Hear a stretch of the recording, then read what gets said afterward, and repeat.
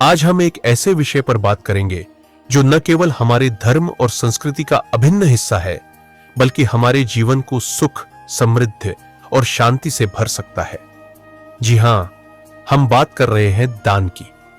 दान सिर्फ एक रिवाज या परंपरा नहीं है, बल्कि यह एक ऐसा पुण्य कार्य है जो हमें न केवल आंतरिक सुख देता है, बल्कि हमारे भाग्य को भी चमका सकता है। हिंदू धर्म के साथ साथ सभी धर्मों में दान का विशेष महत्व बताया गया है। शास्त्रों में कहा गया है कि जब हम दान करते हैं तो हमारी इंद्रिय आसक्ति कम होती है और हमें मोक्ष के मार्ग पर चलने की प्रेरणा मिलती है। आइए इस विषय को विस्तार से समझते हैं और जानते हैं कि किन 5 लोगों को हमें कभी अपने घर से खाली हाथ नहीं भेजना चाहिए। हिंदू शास्त्रों के अनुसार प्रकृति से कुछ पाने के लिए हमें पहले कुछ देना पड़ता है। यह प्रकृति का नियम है।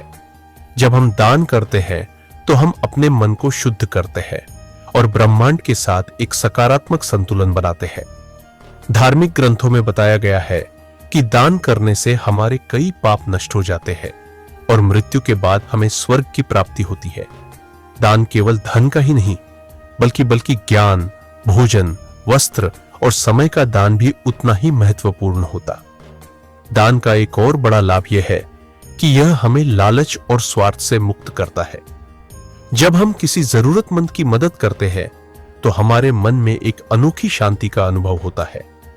यह शांति हमें जीवन के उतार चढ़ाव में स्थिर रखती है। ज्योतिष शास्त्र में भी दान को विशेष महत्व दिया गया है, क्योंकि यह कुंडली के ग्रह दोषों को कम करने में सहायक होता है। आइए अब उन 5 लोगों के बारे में जानते हैं जिन्हें कभी भी अपने घर के दरवाजे से खाली नहीं लौटाना चाहिए। नंबर 1, किन्नर।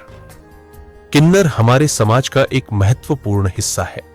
हालांकि कई लोग किन्नरों से दूरी बनाए रखते हैं, लेकिन शास्त्रों के अनुसार यदि किन्नर आपके घर, कार्यालय या दरवाजे पर मांगने आए तो उन्हें कभी खाली हाथ नहीं भेजना चाहिए। ज्योतिष शास्त्र में किन्नरों को बुध ग्रह का प्रतीक माना गया है। बुध ग्रह को भाग्य, बुद्धि और संचार का कारक कहा जाता है। किन्नरों को दान देने से कुंडली में बुध ग्रह के दोष खत्म होते हैं और जीवन में सुख समृद्धि आती है। धार्मिक मान्यता के अनुसार यदि किन्नरों को हरे रंग के वस्त्र या हरे रंग की कोई वस्तु दान की जाए तो यह अत्यंत शुभ होता है। ऐसा करने से माता लक्ष्मी की कृपा प्राप्त होती है और घर में धन धान्य की कमी नहीं रहती।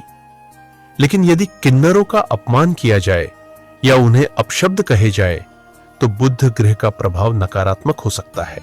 इससे मानसिक तनाव, व्यापार में हानि और स्वास्थ्य समस्याएं हो सकती है।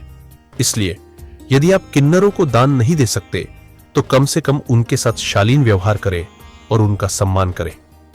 नंबर 2, संत महात्मा। संत और महात्मा ज्ञान और धर्म के प्रतीक होते हैं।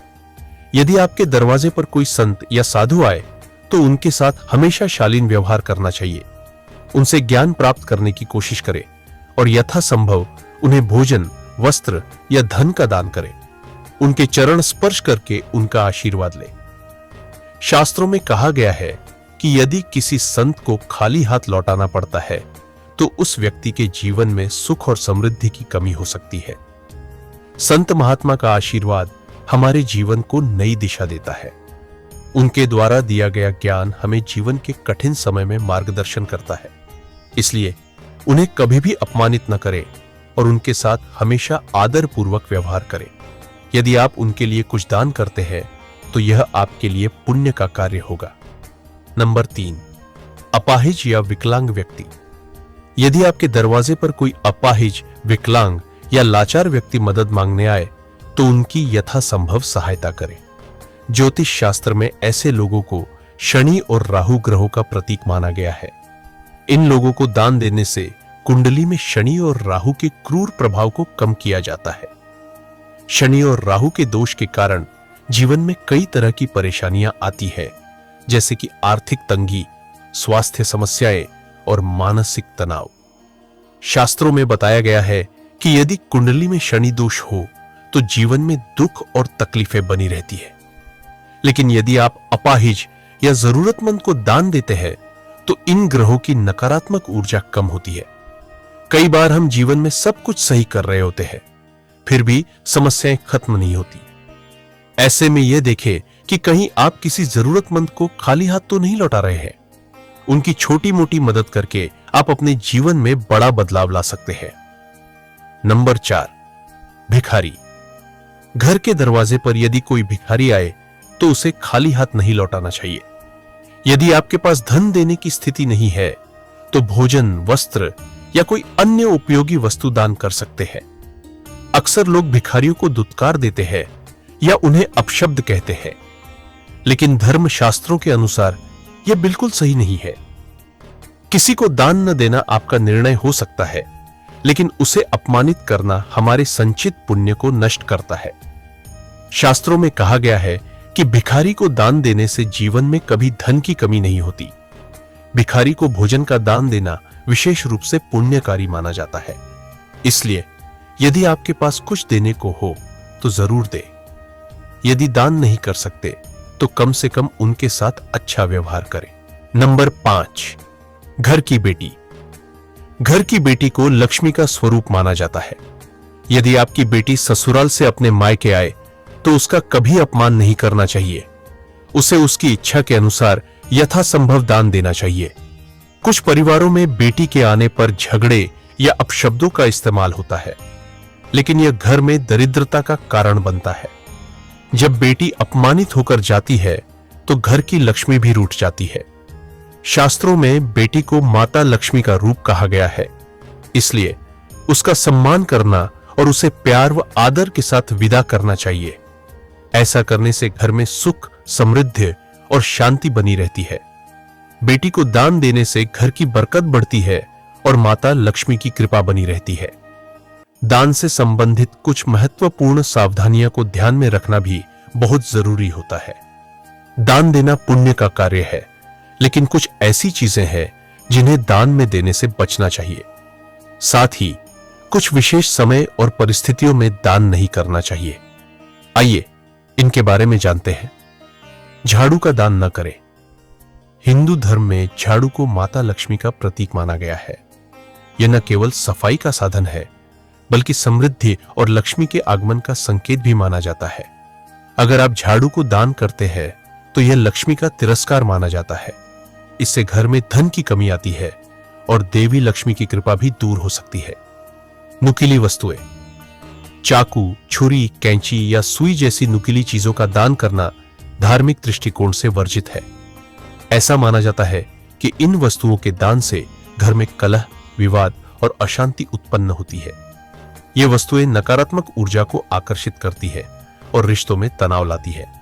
बासी या खराब भोजन। भोजन का दान एक पुण्य कार्य है, लेकिन ध्यान रहे कि भोजन ताजा, स्वच्छ और सात्विक होना चाहिए। बासी, सड़ा गला या अशुद्ध भोजन दान करने से पुण्य के बजाय पाप का भागी बनना पड़ता है।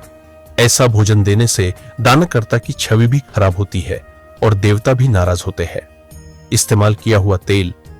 शनि देव को सरसों या तिल का तेल चढ़ाना और दान करना शुभ माना गया है, लेकिन यह तेल नया और शुद्ध होना चाहिए। यदि आप प्रयोग किया हुआ या खराब तेल दान करते हैं तो शनिदेव रुष्ट होते हैं, जिससे जीवन में बाधाएं, बीमारियां और आर्थिक संकट उत्पन्न होते हैं। तो दोस्तों, अब जान लेते हैं कि दान कब नहीं करना चाहिए। जब किसी की मृत्यु होती है तो उनकी वस्तुओं को तुरंत दान करना उचित नहीं होता। शास्त्रों के अनुसार मृतक की चीजों को 1 वर्ष तक घर में रखा जाना चाहिए और फिर 1 वर्ष पूर्ण होने पर ही उनका विधिवत दान करना चाहिए। ऐसा करने से आत्मा को शांति और परिवार को मानसिक सुकून मिलता है। 13वीं तिथि, जिसे त्रयोदशी कहा जाता है, श्राद्ध और पिंडदान की प्रक्रिया में महत्वपूर्ण मानी जाती है। इस दिन ब्राह्मणों को भोजन कराना पुण्य का कार्य होता है, लेकिन दान देना वर्जित माना गया है। यह दिन आत्मा की शांति के लिए आरक्षित होता है, न कि पुण्य अर्जन के लिए। धार्मिक मान्यताओं के अनुसार सूर्यास्त के बाद दान करना उचित नहीं होता।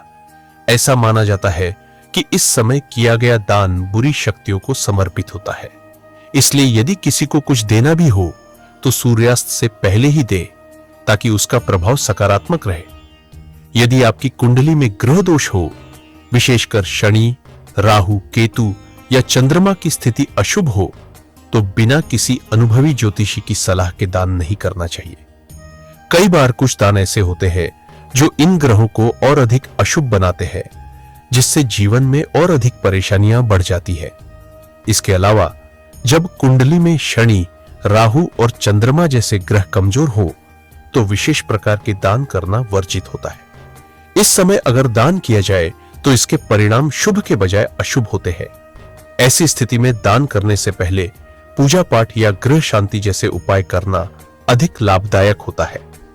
तो दोस्तों, दान न केवल आर्थिक संपन्नता लाता है, बल्कि जीवन में सुख, शांति और आध्यात्मिक उन्नति भी देता है। शास्त्रों में यह भी कहा गया है कि 5 तरह के लोगों, किन्नर, संत महात्मा, अपाहिज, भिखारी और अपने घर की बेटी को कभी भी खाली हाथ नहीं लौटाना चाहिए। इन लोगों की सेवा और सम्मान से घर में सकारात्मक ऊर्जा आती है और भगवान की कृपा बनी रहती है।